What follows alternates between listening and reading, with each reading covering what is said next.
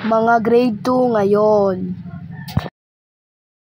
Versus nung grade 2 kami. Guys, wala daw si ma'am. Ako daw muna yung in charge pati magtuturo sa inyo. Lah, ba't si Chris President na naman? Ang pangat niya magturo. Kala mo ang ganda magturo eh. Ang pangat-pangat kaya magturo niyan. Uy, ayan na lang si Vice President. Baka magaling niyan magturo. Vice President, buti na lang talaga na isipan mo magturo.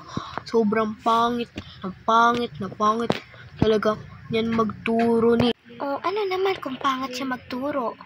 Oh, wag kang bida-bida. Hindi mo nga alam spelling ng dog eh. Look, bastos tong babaeng to.